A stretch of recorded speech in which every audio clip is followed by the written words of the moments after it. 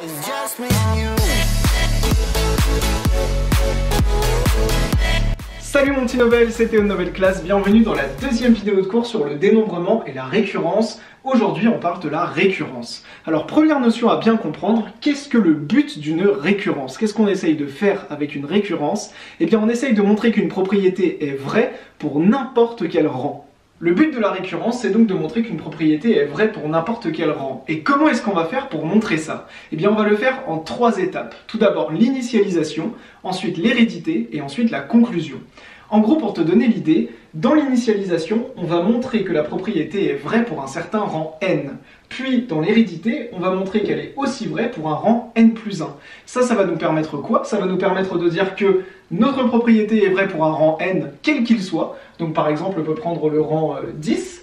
Et l'hérédité nous montre que la propriété est vraie aussi pour le rang n plus 1, c'est-à-dire par exemple pour le 11e rang.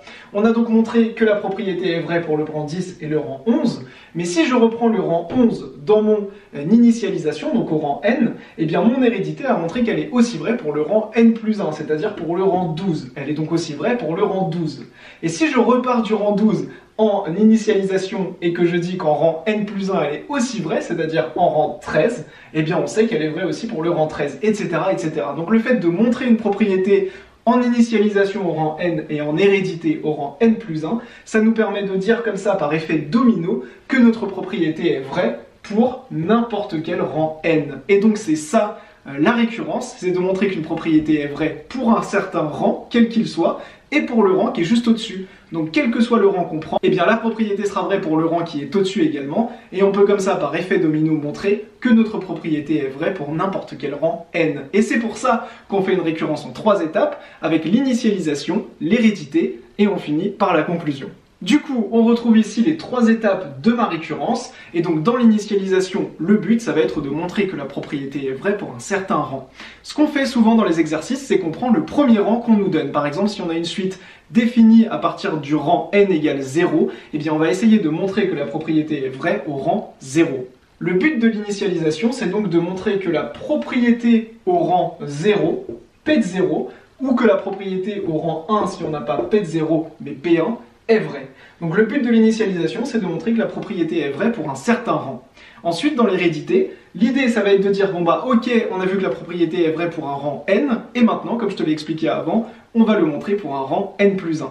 L'hérédité va toujours commencer par la même phrase, et cette phrase, je te conseille vraiment de la retenir par cœur, car déjà, juste de noter ça dans une copie de bac, ça rapporte des points, car ça montre que tu sais faire une récurrence et que tu connais un petit peu la phrase clé. La phrase clé, c'est « Supposons que la propriété est vraie à un certain rang n appartenant à n, montrons-la au rang n plus 1. » Donc c'est exactement ce que je t'expliquais avant, c'est-à-dire qu'on va généraliser l'initialisation, on va dire la propriété est vraie pour un n donné, donc en l'occurrence P de 0 ou P de 1, on généralise en disant qu'elle est vraie pour un n, un rang n, et maintenant le but c'est de la montrer au rang n plus 1, c'est-à-dire au rang suivant. Donc la phrase clé vraiment à noter dans les copies, c'est celle-ci, donc n'hésite pas à la retenir par cœur et à bien la noter. Déjà, juste d'écrire cette phrase, ça rapporte des points.